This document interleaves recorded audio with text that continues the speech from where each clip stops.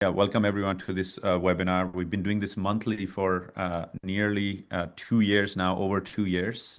So thank you all for joining in large numbers every time we do this. Before we introduce Dr. Ziad Kazzi, I just want to briefly mention about HAPSA, which is the organization that is hosting the Poison Center Collaborative. HAPSA does many other things around the country, from acute emergency sort of trainings. We have a emergency training series that we have introduced bi-monthly, so you can join those. We also do a lot of sort of evidence generating and implementation work in rural areas to improve emergency and trauma care. So if you're interested in any of those, you can always email us at this email address, which is info@hapsanepal.org, or you can go to our website. Here are some of our core programs for you all to consider. We do a lot of work with point of care ultrasound. We work in pre-hospital trauma care, and we do a large program with police and teachers on CPR, as well as the Poison Center Collaborative that we are doing in collaboration with Dhuli Khel Hospital. As I mentioned, we have been giving this webinar for nearly 2 years, and all our lectures are on our YouTube channel. Dr. Kazzi has given previous lectures as well. You can find all of these recorded on the YouTube by using this QR code here. Also, I would like to invite you all to join the Poison Center Collaborative. The best way to join is, if you have a poisoning case at your hospital, call the Poison Center. It doesn't matter, if it's complicated, if it's not complicated. It really helps us, one, gather data on, how much poisoning we have in the country, and also to see, the need for Poison Center and the support that's needed. So if you have, any cases that you have suspected poisoning or confirmed, please do call the number to even let us inform or to ask us questions. We have international expertise, just like Dr. Kazzi, who are always available to us to help us answer questions as well. So please consider this and save this phone number for the Dhuli Khel Poison Center, 011-490-877. So without further delay, I would like to introduce our speaker for today, who is none other than our own Dr. Ziad Kazzi. So Dr. Kazzi, he's a professor of emergency medicine, as well as a medical toxicologist based out of Emory University in Atlanta. He is the current president of American College of Medical Toxicology, and he's the past president and director for MENA Talks, which is a Middle East and North African. There you go. Can somebody mute people as they come? Thank you. For MENA Talks, where he has been doing amazing work around the world in global toxicology, as far as training, as far as building systems. And he is one of the big help that we received in helping build our Nepal's own poison center. So I really thank him for all the success we've been having so far with the Nepal Poison Center. He has given multiple lectures to our group here, and he has been supporting us in many other ways, directly or indirectly. So we are very excited to welcome him today to our group and to give us a wonderful talk on the general approach of toxicology. So Dr. Kazzi, the floor is yours. I'm going to stop sharing my screen.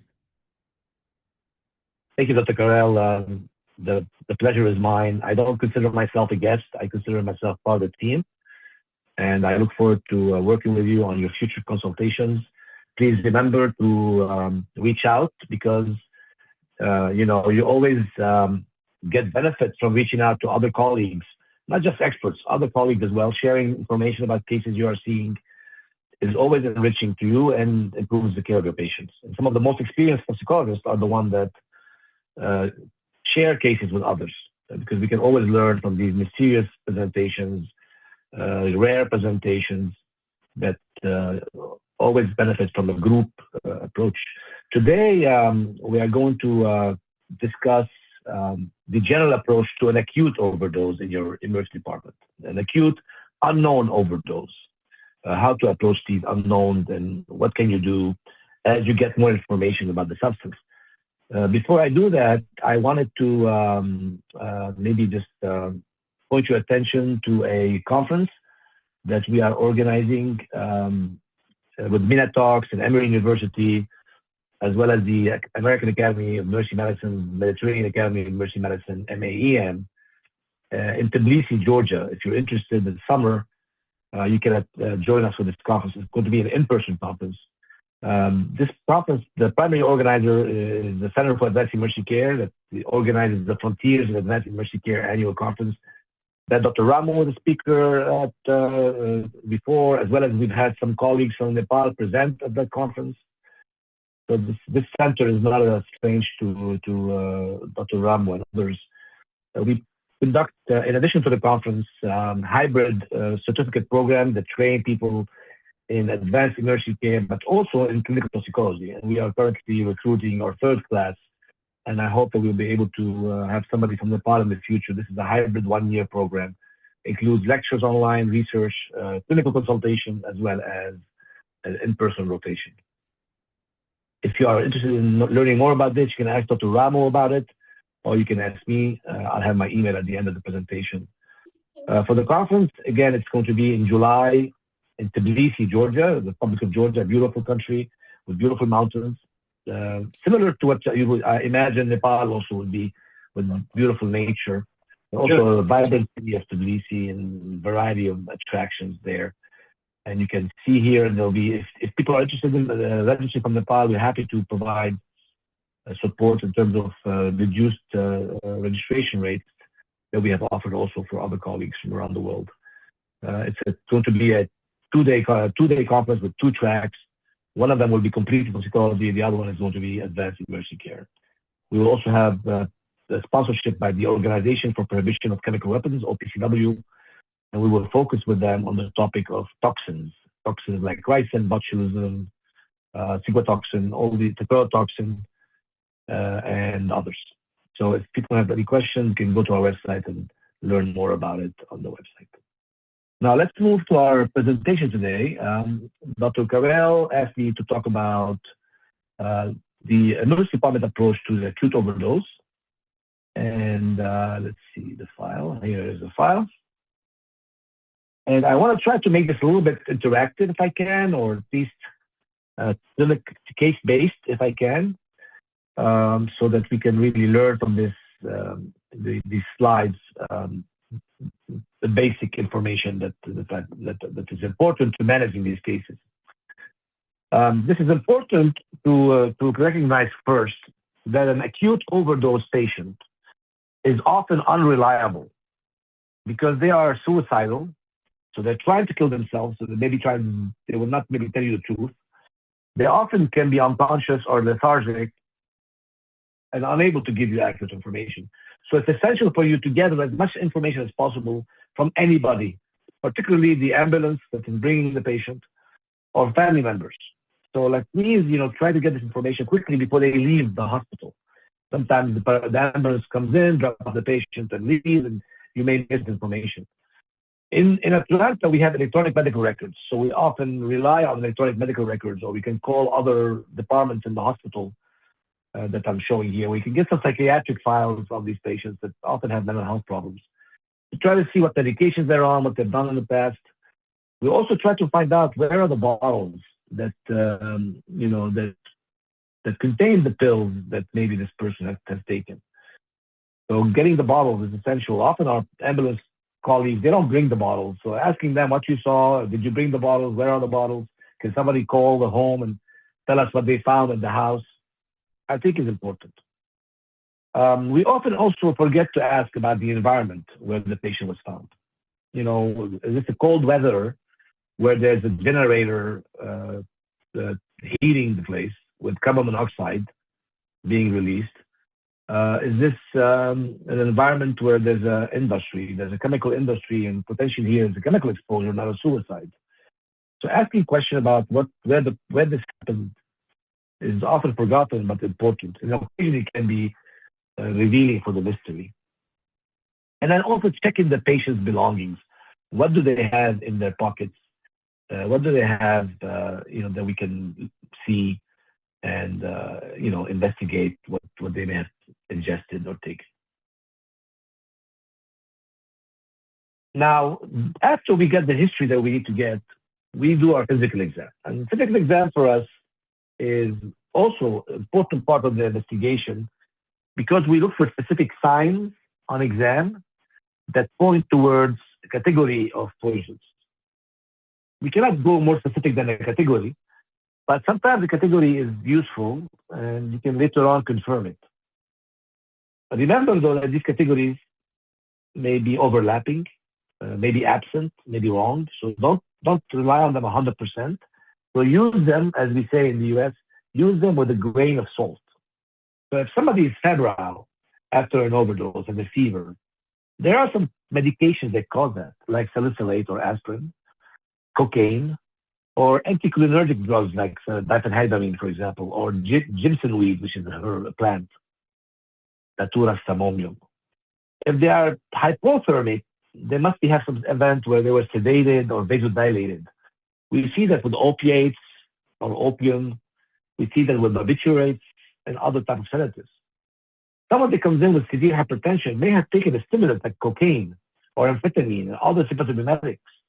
Those who are hypotensive may have taken a cardiosuppressant drug like calcium channel blockers or beta blockers. In the same token, tachycardia can be with stimulants, but bradycardia can be with these beta blockers or calcium channel blockers, or sometimes with medications like clonidine. Also pesticides like organophosphates can cause bradycardia. If you find that the saturation is low, the pulse ox is low, that's interesting. That could be from the lungs. If the lungs are damaged with the pneumonitis, let's say somebody inhaled the chlorine gas and they develop chemical pneumonitis, they will get hypoxemic. But sometimes the hypoxemia is false. The lungs are clear, the chest X-ray is normal, but the pulse ox is low. That should be a hint that the pulse ox reading is wrong. And that could happen when you have methemoglobinemia in the blood. Methemoglobin will interfere with the pulse oximetry reading, will give you a falsely low reading when the actual issue is not lack of oxygen. It's basically inability to carry oxygen on hemoglobin because of the methemoglobin transformation. Also, people that are altered, sure, they can have overdose on a medication, but they can also just be hypoglycemic. Don't forget to check your blood glucose. Sometimes hypoglycemia occurs by itself from malnutrition, but also can occur in diabetic patients who are taking too much of their medications accidentally or intentionally. So again, don't forget the glucose. I remember when I was an intern, one time, there was somebody who had CNS depression that we had to intubate. After we intubated the patient, we were able to get the glucose level. It was low. We gave the glucose, the patient woke up, and we extubated the patient. So this is a lesson learned that I learned as an intern, because I did not get the glucose levels before I intubated. So do not also miss a focal finding. An overdose typically will cause symmetric findings. If you have a focal finding on one side, that should tell you that maybe there's something structural in the brain, like an abscess or a bleed. The pupils are also interesting for us. People that have pinpoint pupils could be an opioid overdose. They can also be a barbiturate overdose, a clonidine overdose, a pesticide or organophosphate overdose, but it also could be a stroke in the pons, for example. Now, meiosis is helpful if it's there, but it may not be there. Classically, meperidine, which is an opioid, does not cause meiosis. So remember, it can be useful, but it also can be misleading. In the same way, dilated pupils or mydriasis can also be misleading. Typically, you see that with anticholinergic overdoses like diphenhydramine or Jimson weed, but also with sympathomimetic like cocaine or amphetamine. You will find us often examining the legs for clonus and rigidity, because clonus can happen with lithium overdoses, with serotonin overdose syndrome toxicity, as well as sometimes with intracranial hemorrhages. So be careful when you assess that. Rigidity often we see with catatonia, and the subset of catatonia, which is neuroleptic malignant syndrome. So remember to look at all of these findings and try to link them with the history with a grain of salt until you get more information. Finally, I just want to remind you that seizures in toxicology are not like seizures in epilepsy. Seizures in epilepsy are often due to a traumatic area in the brain or some sort of problem with the brain neurons that they make them epileptogenic and seizurogenic. In those cases, you can give medications like Keppra or phenytoin to stop the seizures. But in toxicology, the issue is more global excitation or decreased inhibition in the brain. And that means you have to increase the inhibition of the brain to stop the seizures. And that cannot be done with these drugs like phenytoin or levetiracetam. In these cases, you have to use benzodiazepines or barbiturates or propofol. That's how you treat seizures usually in toxicology. We look at the skin carefully, looking for track marks in case somebody is using drugs. We look at the skin wetness or dryness because dry skin is anticholinergic, wet skin is stimulant usually. We look at pesticides causing also sweating and diaphoresis, that's what's called pesticides, organophosphates as well. We look for the cyanosis that I mentioned with the methemoglobinemia. Sometimes we see blisters that can happen with barbiturates and carbon monoxide. The cherry red skin is not something that I've seen ever in my life. It's supposedly a sign of cyanide poisoning because in that case, the venous blood is high in oxygen. So the venous system will look like an artery, like red, and the capillaries will also be red, and you can see this cherry red skin. But really, it's difficult to see that. I've never seen a case of cyanide that wasn't near death or dead already. So I guess if you see somebody who hasn't died yet and they're still perfusing, and you can look at their skin, you may be able to see a cherry red skin. Looking for track marks, like you see here, gives you a clue that this person may be using drugs intravenously. After you finish with the physical exam, you may decide to obtain some laboratory blood work and imaging. Now, what imaging do you need in toxicology? You don't do a lot of imaging in toxicology. I mean, of course, you can do a head CT to exclude any intracranial hemorrhage, but we do some specific radiological tests for toxicology. One of them is a chest X-ray when you are suspecting a chemical pneumonitis. You also do a KUB or abdominal X-ray when you are suspecting the ingestion of radio-opaque medications or substances, such as chlorohydrates, heavy metals, iron, body packers that smuggle drugs packed into packets and swallowed.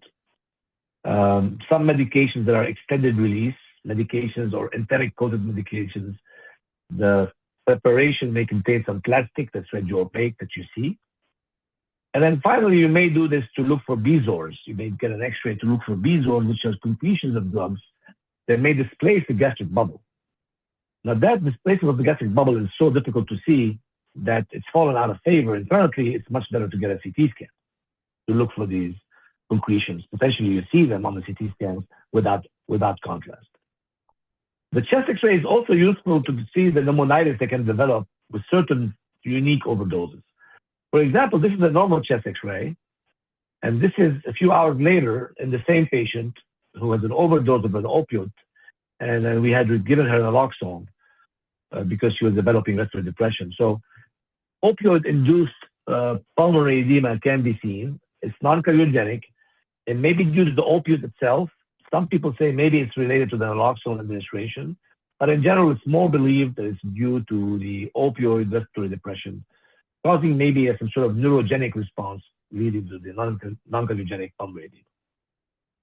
Also, and like I said, in the radio-opaque ingestions like iron, this is a woman that ingested iron that I saw in 2005 in Alabama.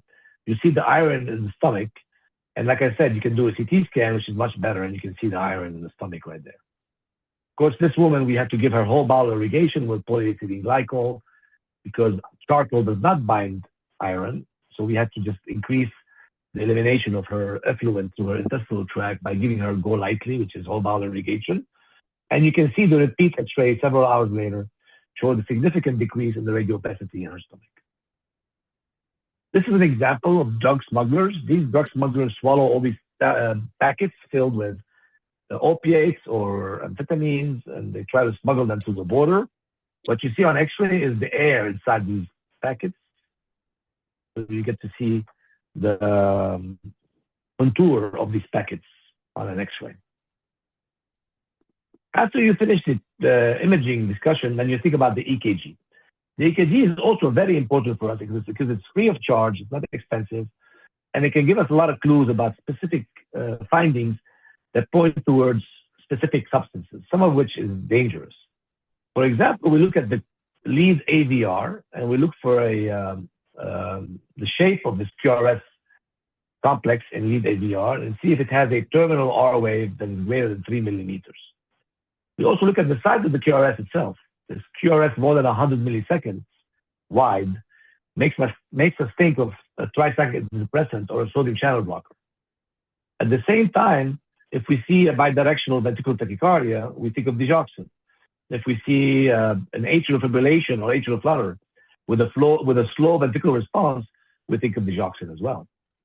So again, there are different things. If we see a QTC prolongation, we think of a potassium channel blocker like sotalol. Excuse me. So there are different things that you can look at on the EKG that can give you some clues. So here's an example of a bidirectional ventricular tachycardia. You see the QRS complex is oscillating from positive to negative. And this is a classic finding of two things, digoxin or oleander, as well as aconite. These are the two categories that cause bidirectional VTAC. In the lower picture here, you see an atrial fibrillation. So you have multiple P waves firing up in the atrium, but then you find the heart rate slow. Again, this is atrial fibrillation with a slow ventricular response. Another clinical finding that's classic of cardiac glycosides, digoxin, oleander, poisoning. This is a tricyclic antidepressant overdose. You see here the R wave in AVR is more than 3 millimeters. You see the QRS is wide, more than 100, and you see also the QTC is prolonged as well. So these are findings suspicious of TCA overdose or tricyclic antidepressant or any other sodium channel blocker overdose that causes wide QRS and terminal R wave in lead AVR greater than 3 millimeters. By the way, remember, it's not just tricyclic antidepressants that are sodium channel blockers. Diphenhydramine is a potentially a sodium channel blocker in overdose. Carbamazepine is as well, and amantadine as well. Now, after you're done with the EKG and the X-rays, the next thing you want to think about is blood work. What laboratory tests do we need to do? A CBC is always nice. A chemistry is always nice. In the chemistry, though, we try to look at the anion gap. And the anion gap is the result of a sodium minus bicarb plus chloride. And typically, this is usually between 12 to 16 is a normal value. And then if it's greater than 16, then you start thinking, okay, this is a high anion gap situation, especially if the patient also has a low bicarb. That means now you have a high anion gap metabolic acidosis. Okay? In that case, you have to think about what is the cause of this high anion gap metabolic acidosis. There are specific causes. Some of them are toxicologic, some of them are not. We'll go through that list in a little bit. But now, that's one thing is to look at the anion gap, but then you get an ABG with a pH to see if the patients are acidemic as well. Remember, sometimes the patients are correcting for the acidosis by hyperventilating, and that will cause a low PCO2. But the pH will be a little bit normal because it's compensating. So you'll see that as well. That gives you some information that's very useful. You often see that also in cases of salicylate toxicity, where they come in with an anion gap acidosis mixed with the respiratory alkalosis. So the resultant pH may be actually in the normal range. Don't forget to check a pregnancy test on women who are pregnant. Don't miss a pregnant woman who's overdosed. Some overdoses are dangerous to the fetus, so you have to know this. Sometimes you want to check the methemoglobin level or the carboxyhemoglobin level. You can do that with an ABG, but remember, you can also do that with the venous blood gas. You don't need an arterial blood gas to measure the methemoglobin or carboxyhemoglobin. People that have an anion gap acidosis, that you don't know the cause of this anion gap acidosis, and you are suspecting the ingestion of methanol or ethylene glycol, those people will have an elevated osmol gap. So you often reach out and see if you can measure the osmolarity and then calculate the osmolarity. And then when you have the calculated osmolarity and you have a measured osmolarity, you can calculate an osmol gap. The osmol gap is going to be elevated in some of these ingestions like methanol and ethylene glycol. So we'll assist you in interpreting an anion gap acidosis. Why do we do this? We do this because it's often difficult, takes many days or weeks to get a methanol level back or an ethylene glycol level back, confirming the ingestion. So you have to treat these people in the meantime using an anion gap acidosis and an elevated osmol gap. Those are two clues in the appropriate clinical setting that point towards toxic alcohol. Now, this lecture here is outside the scope to cover toxic alcohols in details, but typically an osmolar gap in normal people that have not ingested a toxic alcohol is minus 14 to 10. So if somebody comes in with a calculated osmolarity that is, let's say, 290, and a measured osmolarity of 320, they have a gap of 30, which is outside this curve, which tells you that they must have ingested something in there that is osmotically active, increasing the osmolar gap, and it's also potentially causing the anion gap acidosis if it's methanol or ethylene glycol, and therefore you can start treating these people as such. I don't know, Dr. Correll, if they've taken that lecture yet, but this is an essential lecture that we should do at some point if they haven't. Now, we what's the have differential the anion diagnosis? gap lecture on our YouTube that was given by Nut Eric Hovda. So you guys can find the anion gap lecture there. Yes. Did he talk about methanol and ethylene glycol? Yes, absolutely, yeah. Very good. Dr. Hovda is the expert on methanol in the world, and I'm glad you all have that presentation there already. But the basics of the anion gap acidosis workup is this mnemonic, cat-mug piles. If you think through all these possibilities, you cover most of these potential causes of the anion gap. If it's cyanide, it's going to cause lactic acidosis. So if you can measure lactic acid at your hospital, then you can rule in or rule out cyanide poisoning, especially with the right clinical setting. Alcoholic patients that are not eating, they're recovering from the alcohol binge, they may develop an acetoacidosis as well as a ketoacidosis. And these are people that, are usually tired, a little hypoglycemic, fatigued. You give them some fluids, some glucose, some food, they get better. So alcoholic ketoacidosis is another cause of anion gap acidosis. Typically, these people have an elevated acetoacidic acid or beta-hydroxybutyric acid. In toluene cases, these are the huffers that inhale the hydrocarbons. They pass out, they recover after a bit, and if you check them, they may have an anion gap acidosis that's due to hippuric acid, which you would see in the urine as crystals. Methanol patients and ethylene glycol patients, they do cause an anion gap acidosis, but you cannot measure those levels. Those are the ones that increase the osmolar gap, and that's where you can get an osmolar gap to enhance your suspicion of these chemical exposures. Methanol gets metabolized to formic acid, and ethylene glycol gets metabolized to oxalic acid, oxalic acid, and glycoxylic acid. Now, those acids are not measurable, so you will not be able to diagnose these cases like that. That's why they are considered to be unknown, requiring the osmolar gap assistance. Uremic patients may also be acidotic, but those people will have an elevated BUN, an elevated creatinine, so you can diagnose these in that way. The same way that people with diabetic ketoacidosis, they're hyperglycemic, and again, they have the beta-hydroxybutyrate and acetoacetate. Fenformin, paraldehyde, those cause the lactic acidosis, metformin as well. So again, if you're suspecting an overdose of metformin and you have an anion gap acidosis, check the lactic acid. Same with iron overdose and isoniazid overdose. All of these would elevate your lactic acid.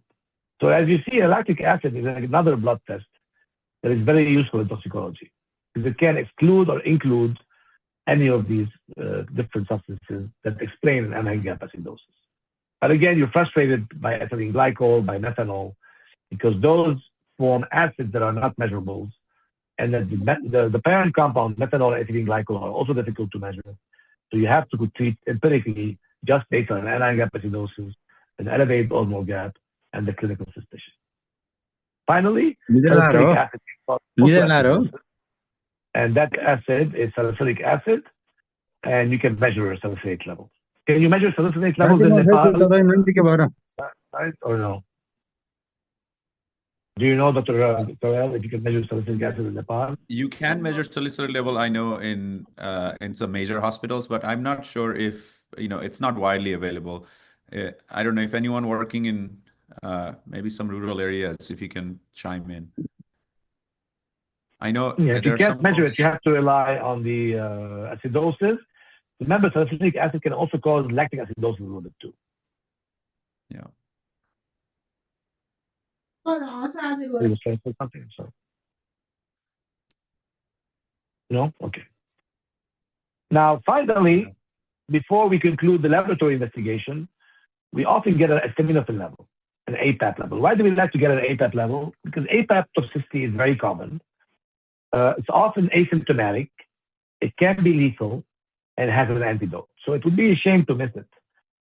And if you ask people if they overdosed on APAP and they say no, and you still check an APAP level, you'll find that you will have missed 0.3% of these people, which is unfortunate. Because like I said, it can be asymptomatic initially. It can cause liver failure and death. And we have an antidote, which is mucomist. So it would be a shame not to do this. So we often check an APAP level on everybody. And the APAP level, everybody who's committed an acute overdose or committed an overdose or suicide attempt. And the APAP level is also useful in the management of the cases, especially if we know the time of ingestion in an acute overdose. So we often do this. Now, some hospitals that I work with in Turkey, for example, or Lebanon, they don't have an APAP level available. So we have to rely on the history here. And people that say they overdosed on an APAP, then we sometimes have to treat them based on the dose they've ingested and also treat them with the antidote, even without proper confirmation that they've overdosed on the substance in sufficient manner. The other commonly tested drug level is salicylate. Again, because it's also common and it's also useful to get the aspirin level or salicylate level. But, you know, we could rely on clinical signs and symptoms here because salicylate overdose does cause signs and symptoms. It causes tinnitus, automental status, vomiting, abdominal pain, and then anion gap acidosis. So it's not completely silent or subtle. So you can find it or suspect it clinically. But often, you know, it's easier to just go ahead and get a salicylate level from the beginning to exclude it instead of waiting for these findings to manifest themselves. There are other drug levels that can be of help, like an ethanol level, a phenytoin level, iron level, a carbamazepine level, valproic acid level, ethylene glycol, methanol. All these are useful, theophylline, lithium, digoxin. Now, unfortunately, not every hospital will have these. Sometimes there are referral hospitals or referral labs that you can send these to. If you don't have them at your own hospital, it'd be good for you to know where you can find them. At another hospital, at another lab, in cases where you need to get these levels to confirm or help you manage the cases, even if they're not immediately available. Now, on the other hand, the drug levels that are not useful and should not be obtained are your urine drug screens. Your urine drug screens are not specific and they're not sensitive enough. That's why they are not something that we rely on clinically. Our psychiatric colleagues need them because they're trying to assess the drug history of the person, but we don't need them clinically because they don't help us. Like I said, they're non-specific, not sensitive. They can stay positive for several days to weeks, so they don't really tell you anything about the ingestion that caused the patient to present today with a specific sickness. And there are a lot of false positives. For example, people that show up with PCP in their drug screen, they may have been just using dextromethorphan for a cold. People that show up with a TCA on their drug screen may just be using diphenhydramine for allergy. There are also many benzodiazepines that will not show up on your basic urine drug screen. So if you are going to try to detect drugs of abuse, you should probably try to confirm those with proper tests that are more specific and quantitative. That's the end of the first part of this presentation, where we talked about the clinical presentation, the laboratory, and the imaging. Now I want to talk a little bit about toxidromes. Toxidromes are important for us because these are signs of there's a set of signs and symptoms that can point you in the direction of a specific poisoning when you have no history. So if somebody presents with hypertension, tachycardia, sweating, biliary lupus, and agitation, you have to think about this person maybe has overdosed on a cocaine or other type of stimulants like amphetamine or other novel psychoactive substances.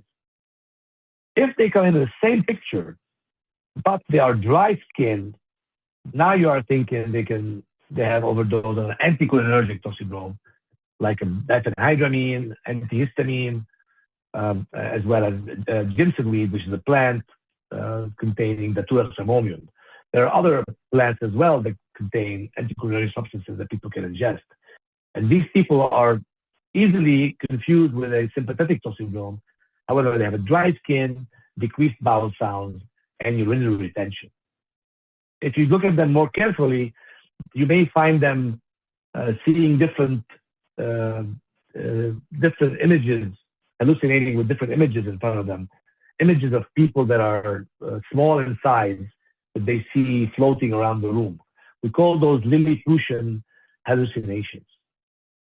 Their mouth usually is very dry, so their voice is like a cotton type voice because their mouth is so dry. So when they talk, they're mumbling, and it sounds dry when they talk. If you look at their bowel sounds, you'll find that the bowel sounds are decreased, and most importantly, they're not urinating, and you put a Foley catheter in them, and they have a urinary retention. And often this urinary retention causes them to be agitated. So I would recommend in these cases to put a Foley in them after you do an ultrasound to see if their bladder is distended, because that will help them. It will calm them down. And yes, Jimson weed is quite common all around the world, including the US, Nepal, and Lebanon. Now, pesticides, on the other hand, like organophosphates, those are interesting because they are cholinergics. They cause an increase in acetylcholine at the muscarinic and nicotinic receptors. The excess acetylcholine at the muscarinic receptors will cause salivations, seizures if it's in the brain, lacrimation, urination, GI distress, bronchuria, bradycardia, and bronchospasms. These are the killer bees. Abdominal cramps, and meiosis, or mydriasis if it's nicotinic. But in the muscarinic effect is meiosis on the end. The nicotinic effects, here you have the issue of the excessive acetylcholine at the nicotinic receptors, which are the neuromuscular junction, as well as at the autonomic ganglia. So you essentially see a sympathetic response versus a parasympathetic response, one of the two. And you will see mydriasis for the M, Monday, Tuesday, Wednesday, Thursday, Friday. T is for tachycardia. W is for weakness. This is at the neuromuscular nicotinic junction. Thursday is for the H, for hyperthermia or hypothermia. F is for fasciculation. The fasciculation is another nicotinic effect at the neuromuscular junction.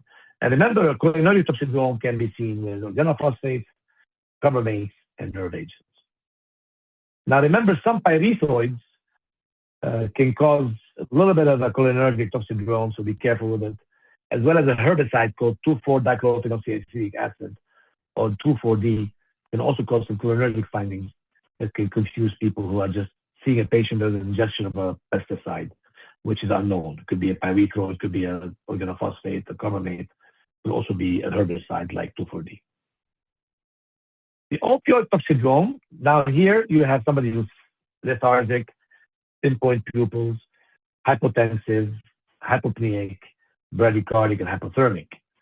Now, this is the one that you want to give naloxone as an antidote for, and you'll find that some of these cases also can be from clonidine. Clonidine is an antihypertensive, a central alpha-2 agonist that does have some opioid properties, which is why it looks like an opioid overdose and even can respond to naloxone in some cases. When you compare opioids with other sedatives like benzodiazepines or GHB, you find similar findings, but you don't find the meiosis, and you don't find the unstable vital signs. Typically, these people are somewhat stable, yet sleepy and looking like an opioid overdose. So these are the tough syndromes, and now you are done with the assessment of the patient. You've sent some labs to try to diagnose the acidosis and other drug levels that you may have. But now what do you do to try to decrease the toxicity of these patients? One thing to do will be to empty their stomach. If they come to you quickly, before they've had gastric emptying, it sure sounds like a good idea to empty their stomach. How do you empty their stomach? One way is to put in their stomach a tube and suck the medication out of the stomach. The problem with this procedure is that you need to have a big tube. To put a big tube in somebody, it's probably preferable for them to be unconsciously and intubated, so like they're protecting their airway. Otherwise, they may choke on the tube that you're trying to insert, they may vomit and aspirate. So that's the procedure called gastric lavage, which uses a specific tube called the Ewald tube. Now, this Ewald tube, I've only used in my career 3 times, and I've had to intubate the patients to do this. And I did it for life-threatening ingestion because I was really concerned about the patient dying, particularly if there's no antidote available, then you have no other choice than do this procedure. You have to do the best to save their lives. Now, some colleagues in India and China, they use this procedure as well, but they insert an NG tube, a nasogastric tube. With that one, is very, very small, and I doubt it can remove a lot of tablets. They often do it for forensic reasons because they want to collect samples from the stomach to prove what the patient has ingested. For example, in India, people that commit suicide with the substance, they are liable to be prosecuted by the court. So getting this evidence is important. I don't know if this is something that's the same situation in Nepal. I would be curious from Dr. Karel or others. Do you use gastric lavage in Nepal?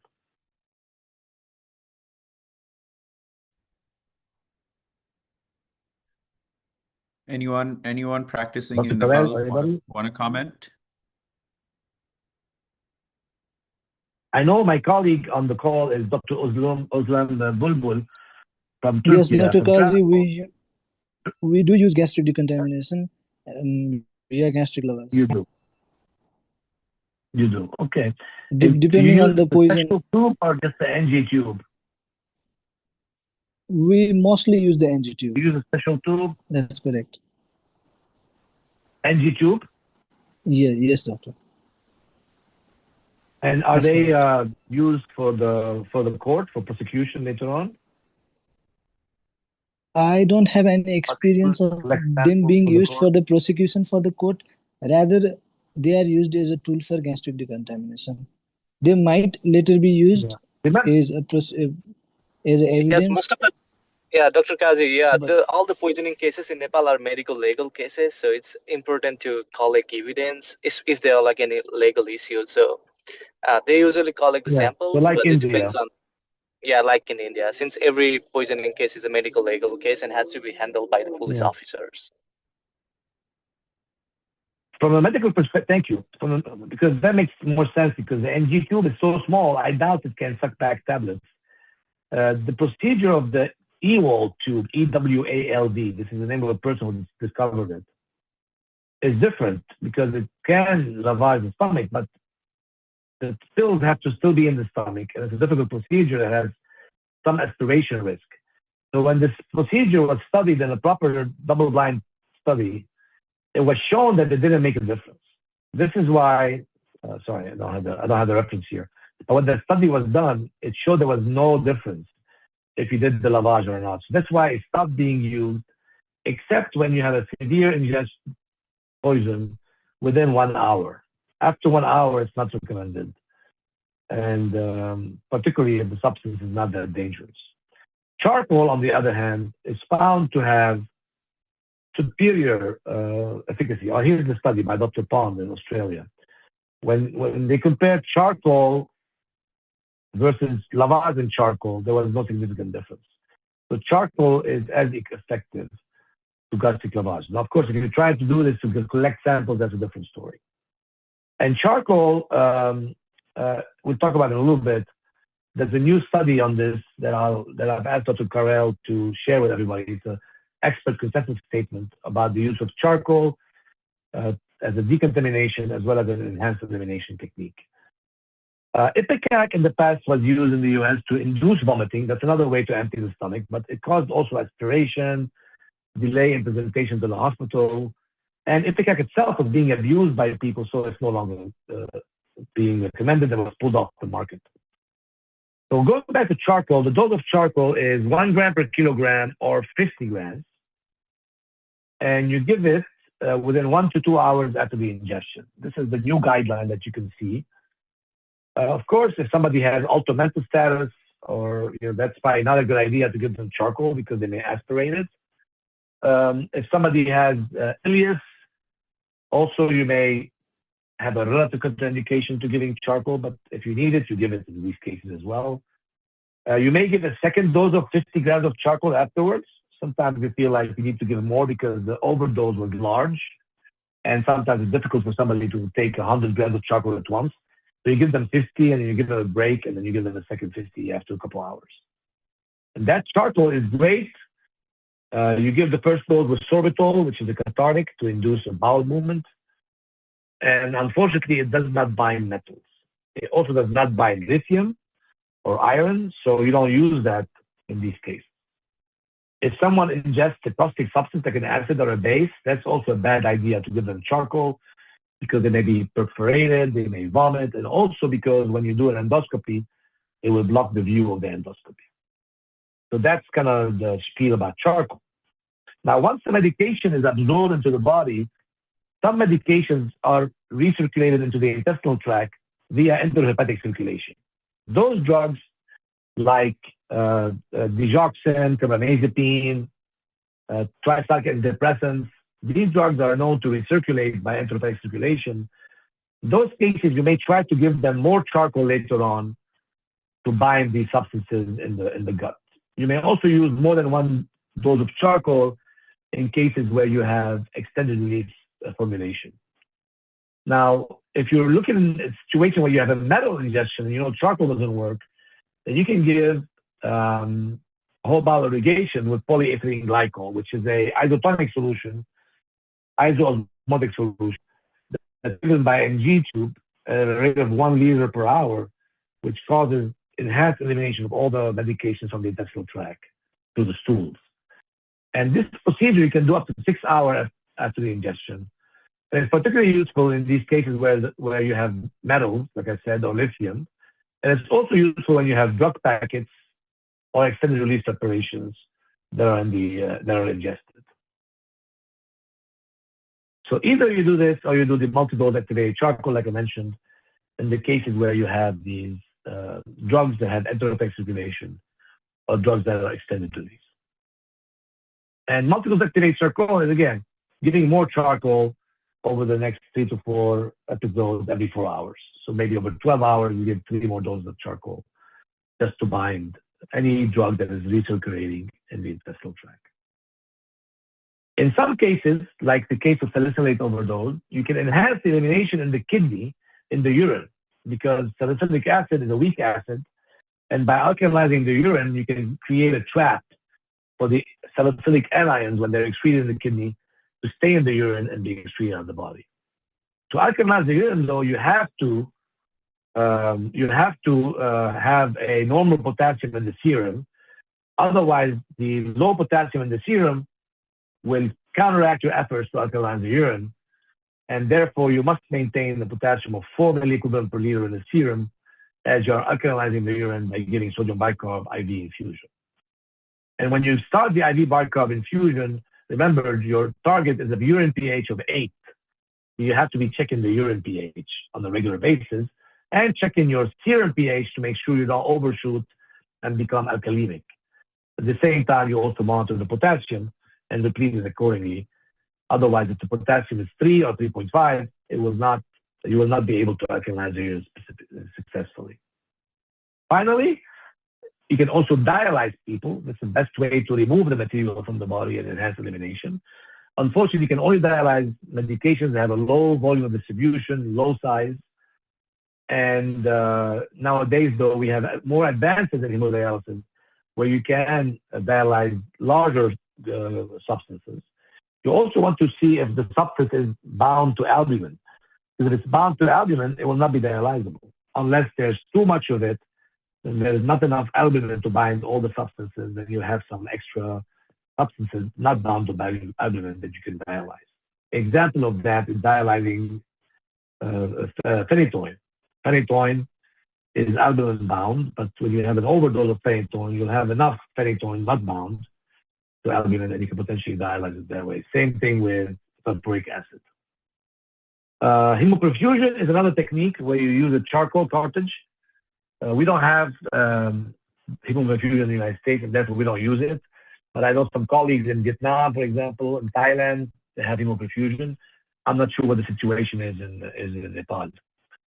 Again, we do the hemodialysis for these substances that are relatively small in size, although now we can do larger size because of the new membrane that we have. The VD has to be small. And then, like I said, the protein binding should be low. I think I said digoxin. I think I just said phenytoin. Phenytoin is probably not a good example. The best example for dialyzing these albumin-bound substances is for valproic acid. Valproic acid cases where you have such a large amount of overdose, you'll have enough not bound to albumin that you can dialyze. Another dialyzable substance which is common is acetaminophen. especially in massive overdoses, you can dialyze these people as well. You can dialyze acetaminophen out of the body. And there are some criteria for this. It's outside the scope of this presentation. But if you get a lecture on acetaminophen, you will hear about dialyzing that in massive overdoses. And Dr. Cavell, have you all done an acetaminophen lecture yet? Yes, we have. You name it, we have done the lecture. So I'll put a link there on acetaminophen lecture too. Very good. Kazi, Finally, we had a quick question. We had a quick question on, so in a rural setting where it's not differentiated, in Nepal, opioid is not that common, but people come with sort of, respiratory depression, depressed status. Dr. Joshi is saying from lorazepam last time, and he's asking, if they should just give naloxone anyways in the beginning. And my suggestion is in the undifferentiated, you should, but if you have any other thoughts on that. No, I think it's okay to give naloxone as an empirical treatment if you're suspecting. If the tox syndrome is there, you can treat empirically. So naloxone is safe and it's usually not expensive. And then the bigger question that comes to a poison center is, when can we discharge the patient? Of course, if they're intentional overdose, they must see psychiatry. But before they see psychiatry, you have to watch them. Typically, it depends on the substance. If it's an immediately acting substance, 4 to 6 hours, you should see something. If they stay asymptomatic with normal vital signs, after 6 hours of an acute ingestion of a rapidly acting substance, they could be cleared to psychiatry. The issue is with extended release formulations. Those you have to wait longer, 8 hours, 12 hours, sometimes 24 hours with some of these substances. And if they become symptomatic, you can no longer clear them. They have to be admitted for observation, and that's usually at least 23 hours. Again, don't discharge people that are altered. Don't discharge people that are still tachycardic or bradycardic or hypotensive. Those are still toxic, and they should stay be admitted. There are some chemicals too that cause delayed onset. For example, bupropion can cause seizures up to 24 hours later. So those are all immediate admissions when they're in overdose. Methanol, ethylene glycol, they can cause delayed onset toxicity because they have to be metabolized to a toxic substance before you see the renal failure from ethylene glycol or the blindness from methanol. It's always safe to admit these people and observe them. Remember, it's good to try to discharge people home and decrease the burden on the healthcare system, but don't do it in a dangerous way, because at the end of the day, you are here to protect these patients and, do everything you can to protect them from any harm and be conservative with them. And I promise you that if you do that, if you always err on the side of safety, it's better than, trying to be a little bit aggressive by discharging these people before they've really received enough observation time in your emergency department. Remember to always discuss these cases with your poison center, because your poison center has always experience. In the US, we use the 1-800-222-1222. This is the national poison system phone number. There's my email and my X account handle. I hope you will join me as follow me, and I will follow you, growing our network of supporters and friends and colleagues around the world. Again, I want to thank you all for listening, and I'd love to take some questions if possible. And these slides can certainly be shared. I'm happy to share those slides, Dr. Kazzi. Thank you, Dr. Kazzi. Does anyone have any questions for Dr. Kazzi? I know we have a lot of providers probably joining from kind of rural sites where a lot of the testing that we mentioned are not available, and I think a lot of initial decision is based on the clinical presentation, and so it's really important. Especially his initial slides on history and physical is like something that a lot of providers here, that's the only thing they have normally, and then EKG is really that's important, like you said. That's so important. I agree with you. Like, if you don't have, we've managed a lot of cases. I mean, I consult in cases in Mozambique and in Turkey and Lebanon, and you have to, sometimes you just have to dialyze. Some people are just dialyzing these people, or giving treating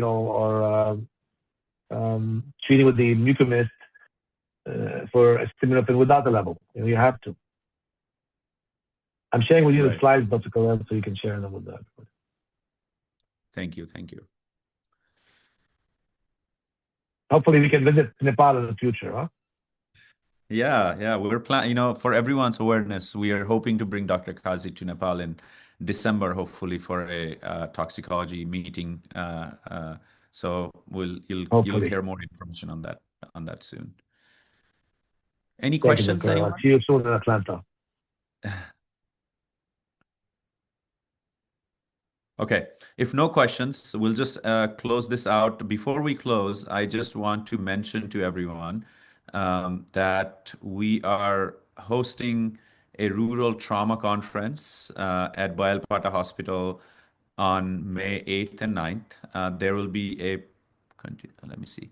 Can you see the slide? Yeah. So we'll be having a pre-conference workshop where we'll be teaching ultrasound, especially for trauma. So upper extremity fracture ultrasound as well as EFAST, and we'll be teaching DVT ultrasound. So this will be done by experts from Brown University as well as local experts there. So this is a really great opportunity for you to join and learn key ultrasound techniques. And we'll have a good trauma workshop focusing on rural trauma, where we'll have policy discussion and training. So if you're interested, please use this to scan and register for the conference, and we'll see you in Acham.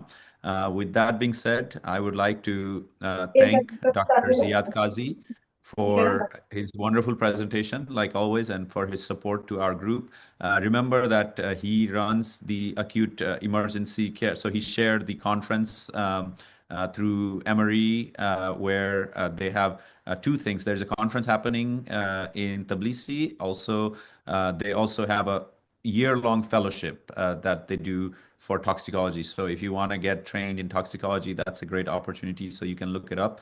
I have put the website for you, and you get to spend about a month in Atlanta through that fellowship, and you learn. You get a sort of fellowship certificate at the end. So that's really, if you're interested, that's a really great opportunity for us. So. Yeah, please feel free to email us. And I think that's pretty much it. If nobody has questions, thank you, Dr. Kazzi. Thank you, my pleasure. Happy to come back again for a radiation talk.